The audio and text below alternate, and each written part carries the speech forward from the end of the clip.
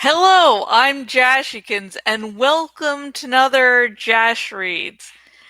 And tonight, we're going to continue reading Animorphs number 9, The Secret by K.A. Applegate. And just as a reminder, this video is not intended for kids. This is intended for those adults who are discovering or rediscovering Animorphs. And if you see behind me, I meant to move that in a better position, but I think you can sort of see my little fort here. So basically, I am trapped inside a house, and I have trapped myself inside a smaller house because that's where my mind's going at this moment. So let's read a nice, happy story where nothing wrong ever happens. Bullshit. Like I'd ever read a happy book. I just finished up rereading The Amber Spyglass for the third time by Philip Pullman, his Dark Materials, and I forgot how utterly sad that shit was. I knew what was going to happen. I did not expect to get that sad again. I'm like, why don't I remember that? But anyways, we're going to go to another happy series now.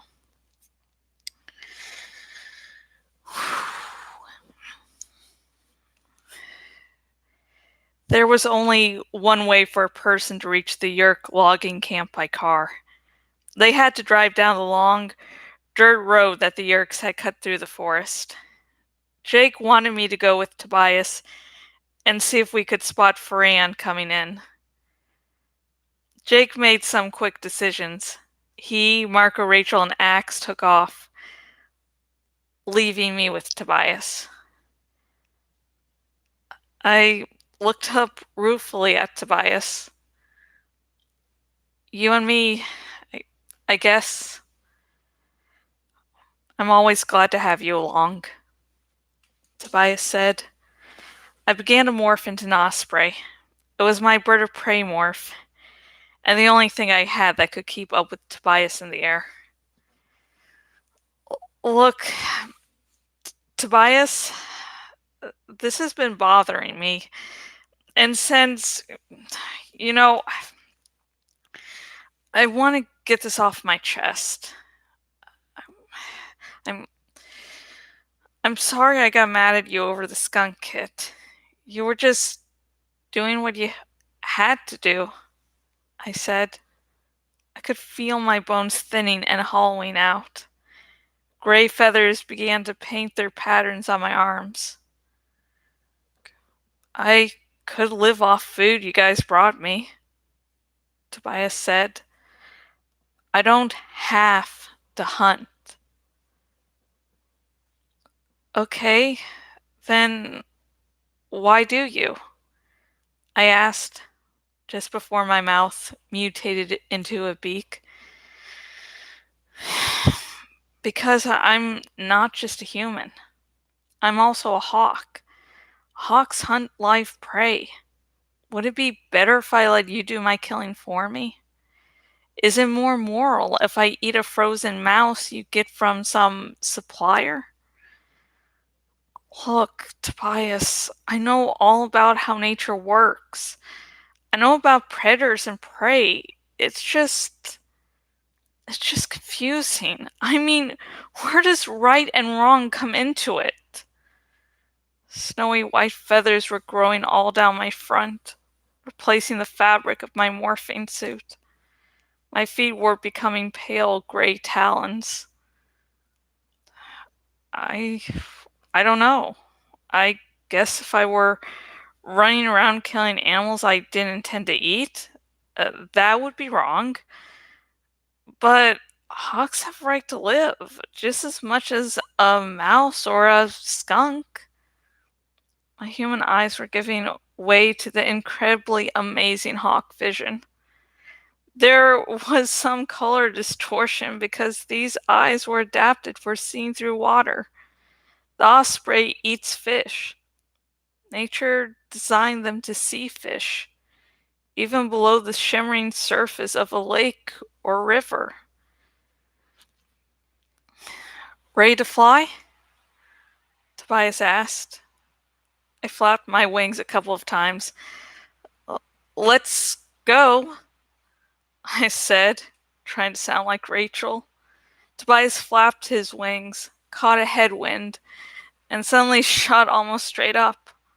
I opened my wings and contracted the tireless flying muscles. Flap, flap, flap, and I also caught the breeze. I flapped to get above the trees. Then a stronger breeze came up and I soared high. It's like stepping on a very fast escalator. Zoom! I flapped hard, wanting the sensation of speed. Tobias was ahead of me, and as I flew, I watched him. I watched the incredibly subtle movements of his wings. He almost seemed to be able to move individual feathers. For him, the wind was not invisible. It was a road, as clear as if it was blacktop. As I followed him, I sensed the osprey brain beneath my own, adjusting and reacting to the wind. My eyes saw every small detail. They marked each animal, each hole where an animal might be hiding. I saw a bright stream and saw the shadows of fish flitting through the rocks. My osprey had been designed by nature for this, flying high and finding prey, just like Tobias. We flew up and up. The tops of trees were like some bumpy lawn beneath us. I could see all of the Yerk logging camp, and I could see the massive yellow machines that were slicing through the trees like hot knives through butter. Already there was an ugly scar of stumps, a scar that spread like some terrible disease, eating the forest away. Tobias veered right, toward the long, winding road through the trees. I banked my wings and went after him. The stream joined a small river, rushing and bubbling alongside the road. Through the water, through the foam and bubbles, I saw the schools of fish darting, and I could feel the osprey's brain considering the situation, measuring the distances, calculating the angles, planning the way it would skim low over the surface of the water, then lower its ripping talons at just the perfect moment to strike, to snatch a fish right out of the water.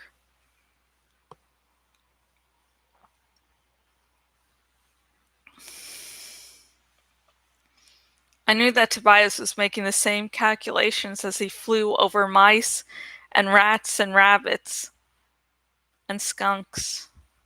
Tobias and I were two superb, beautiful killers, riding the wind, while our prey cowered beneath us.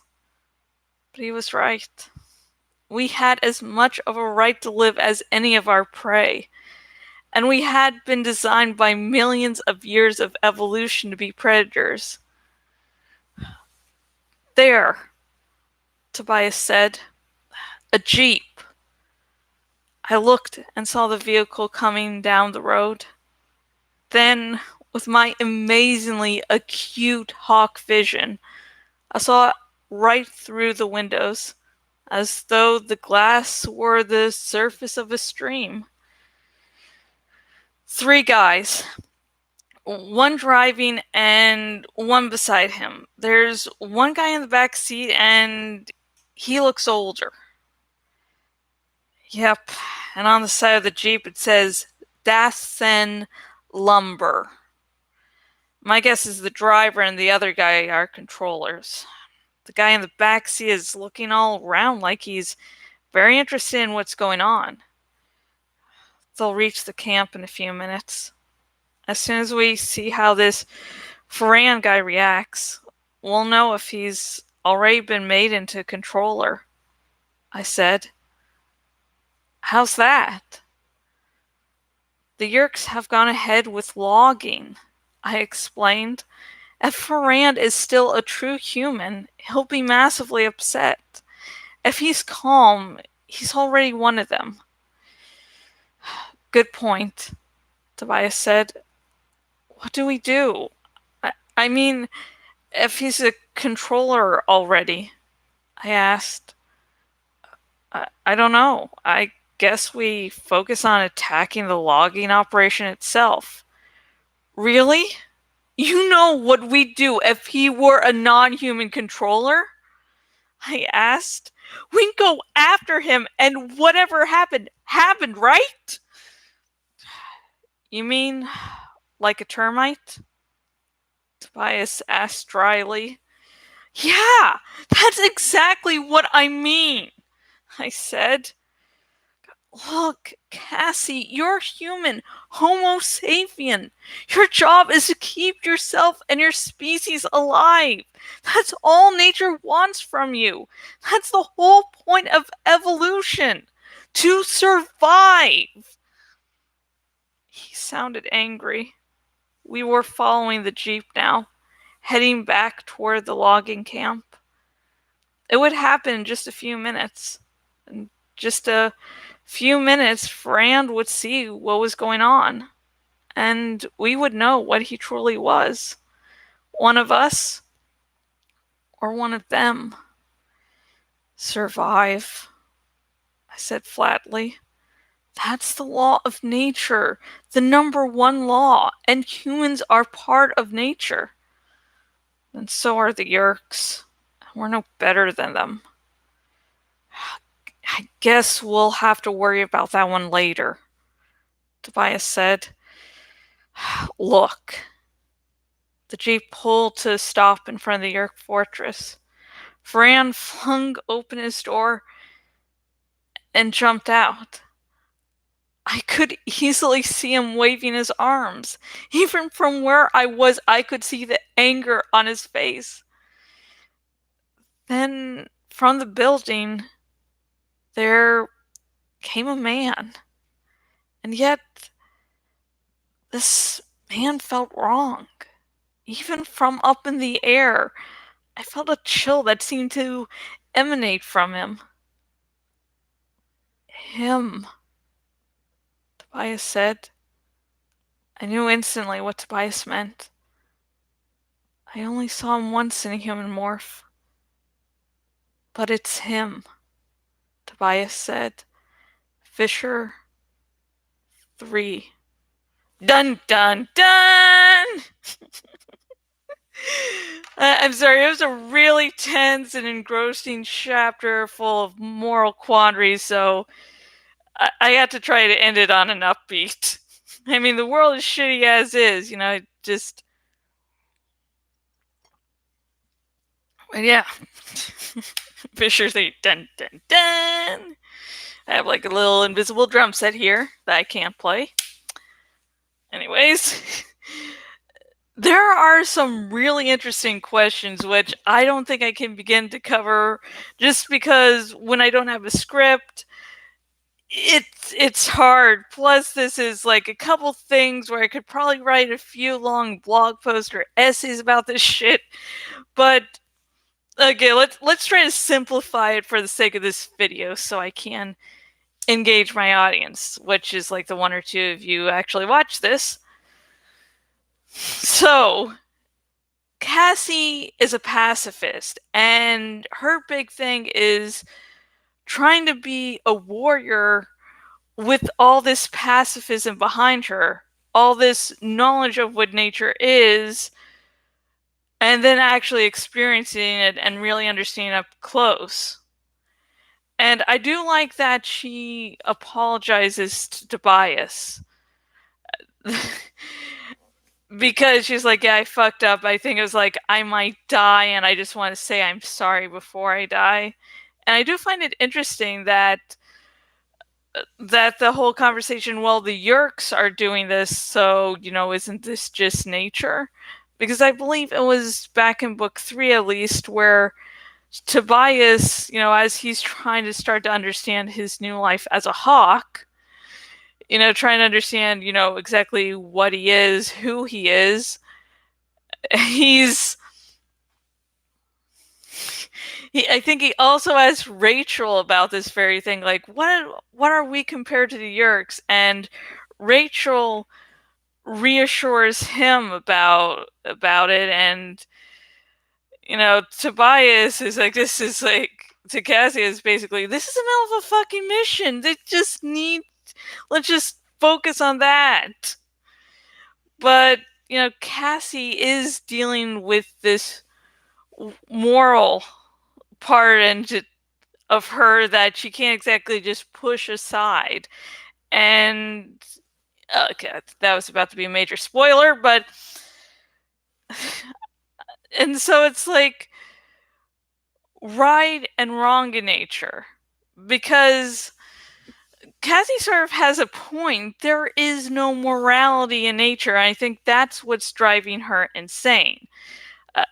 As someone who's spiritual here, the whole questioning humans and their place in nature is, something I've thought about multiple times. And there's just no real moral center to go to. And I think that's what's killing Cassie.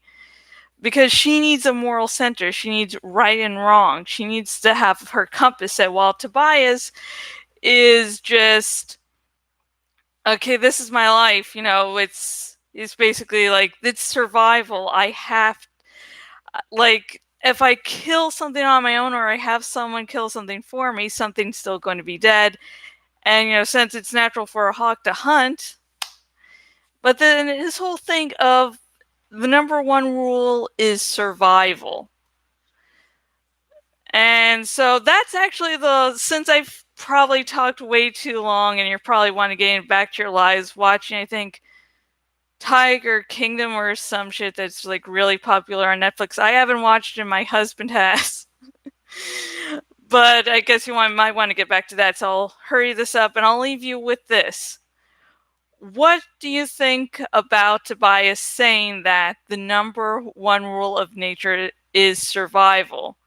Do you agree? Do you disagree? Why not? I think this will very good discussion in the comment section below, because this is one of those questions that Animorphs asks that there is no real answer, and that the series doesn't really tell you that well. It lets you decide, which is awesome and maddening at the same time. So comment down below. Also comment down below with anything else you thought about this chapter. Remember, no major spoilers. And if you liked my dramatic reading and my little talking after the end, and maybe my pleasant personality, please like this video, as it helps mess with the YouTube's algorithm so that my video is more likely to be viewed. And also, if you do like this Animorphs dramatic reading, please subscribe, because I'm reading the entire series. I actually have a link down in the description below where you can buy the book yourself. And I'd recommend you buying this book and all the books in this series, because this series is the shit.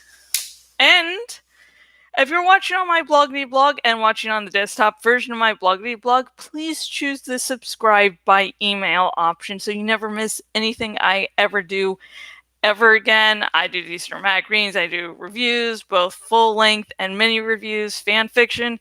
I admit the latest fanfiction chapters have been slowed down a little bit because I've been sick, and I'm also working on the script for my next long review. So yeah, I'm working on what I can work on and not trying to stress myself, because I am still recovering. I got a little sick again yesterday because I was cleaning the bird cages and the Florida heat. Anyways, I hope to see you again next time, where we will be reading Aragon or Animorphs. Tune in to find out, and until next video, goodbye.